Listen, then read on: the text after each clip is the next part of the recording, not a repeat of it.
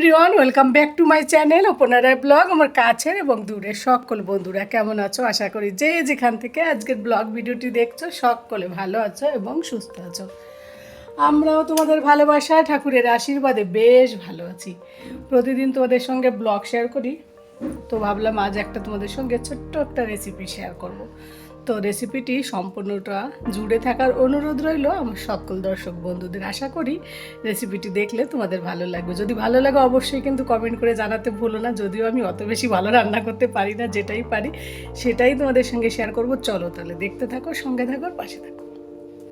তো বন্ধুরা, আমি আজ রান্না করব রুই মাছের ঝোল। চলো তাহলে প্রথমে মাছগুলোকে বেশ ভালো করে পরিষ্কার করে ধুয়ে লবণ হলুদ মেখে নিই। তো ধুয়ে নিয়ে এসেছি, আর মাছটা ছিল সম্পূর্ণ তাজা মাছ, কেটে নিয়ে এসছে। কোনো বরফের মাছ না, বরফের মাছ দেখবে খেতে অতটা ভালো লাগে না। তো যাই হোক, মাছটাকে একটু লবণ হলুদ মেখে কিছুক্ষণ রেখে দেবো, 5 মিনিটের মতো। আর মাছের ঝোল হোক আর যেটাই হোক না কেন, মাঝে মাঝে একটু এদিক ওদিক করে রান্না করলে কিন্তু খেতে অসাধারণ লাগে। অনেক সময় একই ধরনের রান্না খেতে খেতে বোরও লাগে, একটু ঘুরিয়ে ফিরিয়ে রান্না করলে বেশ ভালো লাগে। তো তোমাদের সঙ্গে কথা বলতে বলতে আমার এদিকে লবণ আর হলুদ মাখানো কমপ্লিট হয়ে গেছে। দেখো, মাছের মাথাটা নিয়েছি, যেহেতু মাছের মাথা না কেউ খেতে চায় না, গুল্লু ছাড়া কেউ খায় না, তোমাদের দাদাভাই তো খায় না, ওই কারণে মাছের মাথাটা ঝোলের মধ্যে দিলে তোমাদের দাদাভাই একটু খায়, তাই মাছের মাথাটা ঝোলের মধ্যে দেওয়ার জন্য ওটাও নিয়েছি। আর এদিকে কড়াই বসিয়ে দিয়েছি, কড়াইতে দিয়ে দিলাম পরিমাণ মতো সরষের তেল। আমি কিন্তু আজকে রান্নাটা করব সম্পূর্ণ সরষের তেলে। আর তেলটার মধ্যে একটু সামান্য পরিমাণ লবণ দিয়ে দিলাম, যাতে মাছটা লেগে না যায়। অনেক সময় দেখবে মাছ দিলে পরে মাছটা অনেক সময় লেগে যায়, তো লবণ দিলে ওইটা কিন্তু হয় না। এটা কিন্তু দারুণ একটা টিপস, তাই না? তো যাই হোক, এই যে মাছগুলো একটা একে করে ভাজা করব আর কি। প্রথমে ভালো করে মাছগুলোকে সুন্দর করে ফ্রাই করব, এপিট ওপিট করে।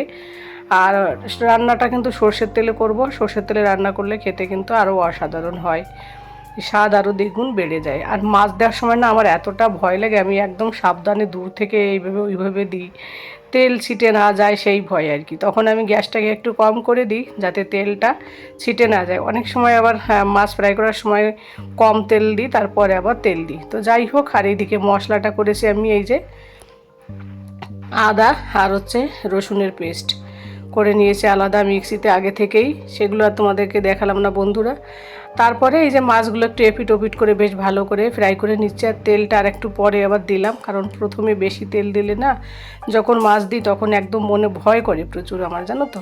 তো যাই হোক, মাছটা একদম সুন্দর লাল লাল করে ফ্রাই করে নিলাম এই 3 পিস। এবার বাকিগুলো মাছের মাথাটা আরও সুন্দর করে ফ্রাই করব, যেহেতু মাছের মাথাটা তো ফ্রাই না হলে দেখবে ভিতরে কাঁচা থাকলে খেতে ভালো লাগে না।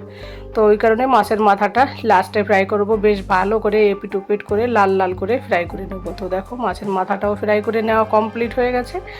এবার আমি এই মাছগুলোকেও আগে যে পাত্রে রেখেছি সেই পাত্রে তুলে রেখে দেবো। তো এই দেখো, সব কিছু কিন্তু ফ্রাই করা কমপ্লিট হয়ে গেছে। মাছ সুন্দর করে ফ্রাই করলে মাছের ঝোল কিন্তু টেস্টি হয় বেশি, কিন্তু মাছ যদি ভালো ফ্রাই না হয় মাছটা কিন্তু খেতে, যে কোনো মাছ খেতে অত ভালো লাগে না, শুধু ইলিশ মাছ বাদে। আর এইদিকে দেখো, তারপর যে তেল রয়েছে সেই তেলের মধ্যে গোটা জিরে, তেজপাতা, 2টো শুকনো লঙ্কা আমি ফোড়ন দিয়ে দিলাম। ফোড়নটা যতক্ষণ না লাল লাল করে হবে ততক্ষণ আমি এইভাবেই রেখে দেবো, গ্যাসটাকে স্লো করে রেখে দিলাম। যখন ওই ফোড়নটা একটু লাল লাল হলো তখন আমি ওই মশলাটা দিলাম। তারপর ওই বাটিতেই 1/2 চামচ ধনের গুঁড়ো, 1/2 চামচ জিরের গুঁড়ো, আর 1 চামচ মতো হলুদ রং কালারের জন্য হলুদ গুঁড়ো দিয়ে জল দিয়ে ভালো করে একটা মিশিয়ে দেবো, ওই মশলার মধ্যেই দিয়ে দেবো। কারণ এইভাবে মশলাটা দিলে এটাও কিন্তু খেতে বেশ ভালো হয়। যেহেতু শুধু আদা রসুন বাটা দিয়েছি সেই কারণে আমি আরও জিরে বাটা যেহেতু করিনি সেই কারণে পাউডারটা দিয়ে করছি।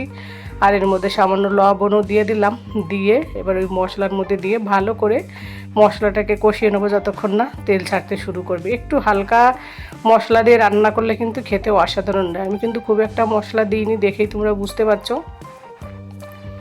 জাস্ট অল্প মশলা দিয়ে কিন্তু মাছটা রান্না করব। অনেক সময় গরমের সময় না খেতে ভালোও লাগে না, বেশি মশলা দিয়ে যে কোনো খাবার কিন্তু খেতে একদম পছন্দ হয় না। শীতের সময় তবুও একটু মশলাদার হলে তাও ভালো লাগে, কিন্তু গরমের দিনে বেশি মশলা জিনিস খেতে মানে সবারই একটু অস্বস্তিকর লাগে। তো তোমাদের সঙ্গে কথা বলতে বলতে মশলাটা দেখো লেগেও যাচ্ছে, আমার মশলাটা কিন্তু ফ্রাই হয়ে যাচ্ছে, তেলও ছাড়তে শুরু করেছে, অনেকটা ফ্রাই হয়ে এসছে। তো কালারটাও খুব সুন্দর এসেছে। যদিও কাশ্মীরি লঙ্কার গুঁড়ো আমার কাছে ছিল না, তোমাদের কাছে থাকলে তোমরা দিতে পারো কালারের জন্য, তবে আমি আর দিইনি। এমনিতেই কালার সুন্দর আসবে, যেহেতু হলুদ দেশি বাড়ির হলুদ। তো যাই হোক, ঘরের হলুদ একেবারে। আর এই যে মশলাটা কষানোর পর আমি পরিমাণ মতো ঝোল দিয়ে দিলাম। বেশি ঝোল দেবো না, কারণ ঝোলটা খুব একটা করব না। তো তা ঝোল দেওয়ার পর কিছুক্ষণ পরে জলটা ফুটে উঠলো, আমি এবার মাছগুলো দেব। তো প্রথমে আমি মাথা দুটো দিয়ে দিলাম, কারণ মাছের মাথাটা একটুখানি বেশি সময় আগে দিলে ভালো হয়। তো 5 মিনিট আগে ওই জন্য মাছের মাথাটা দিয়ে একটু নাড়াচাড়া দিয়ে 5 মিনিট পর বাকি মাছ যেগুলো আছে সেইগুলো আমি একে একে করে দিয়ে দেবো। আর কালারটা দেখো বন্ধুরা কত সুন্দর এসেছে।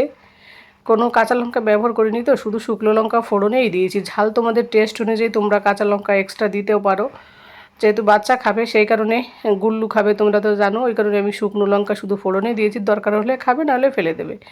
ঝাল ঝাল তো গরমের মধ্যে একটু বেশি গরম লাগে, ওই জন্য ঝাল ঝাল করবো না বেশি। ঝোলটা বেশ সুন্দর করে ফুটতে শুরু করেছে।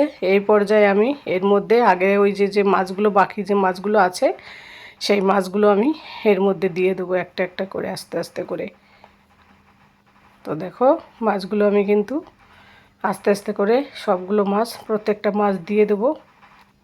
কোনো সবজি ছাড়াই কিন্তু মাছের ঝোল খেতে আমার কাছে মনে হয় বেশি টেস্টি লাগে। সবজি দিলে শুধু তো সবজিই খাওয়া হয়, মাঝে মাঝে শুধু মাছ দিয়ে মাছের ঝোল করলে সেটা কিন্তু অসাধারণ হয় খেতে। আর হালকা একটুখানি ঘা মাখা ঝোল হবে, হালকা পাতলা মশলা হবে, খেতে বেশ ভালো লাগবে।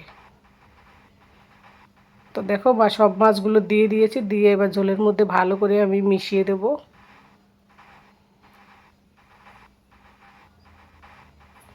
তো ঝোলটা অনেকটা টেনেও এসছে, আর 2-3 মিনিটের মতো রেখে দেবো, কারণ এরকম একটু হালকা ঝোল থাকলে খেতে বেশ ভালো লাগবে। কি সুন্দর একটা কালার এসছে। এবার সবশেষে আমি এর মধ্যে দিয়ে দেবো ধনের পাতা। আর ধনের পাতা দিলে বেশ একটা গন্ধ বেরোয়, বেশ ভালোও লাগে ধনের পাতা। তো ধনের পাতা দেওয়ার পর এবার একটুখানি হালকা করে আলতোভাবে মিশিয়ে দেবো, কারণ মাছের মাথাগুলো ভেঙে যাবে হয়তো মাছগুলো, ওই কারণে একটু আলতো আলতো করে এদিক ওদিক করে আমি মিশিয়ে দিচ্ছি। তো রান্নাটা বন্ধুরা আমার প্রায় কমপ্লিট হয়ে এসছে। আমি তোমাদের সার্ভ করে একটা ট্রেতে করে দেখাচ্ছি, গ্যাসটা অফ করে দিয়ে।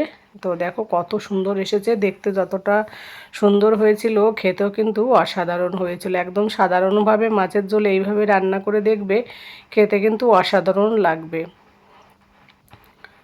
তো বন্ধুরা আজকের রেসিপিটি কেমন লাগলো অবশ্যই কিন্তু কমেন্ট করে জানিও। কে কোথা থেকে দেখছো আমার ভিডিওটি অবশ্যই জানাতে ভুলো না।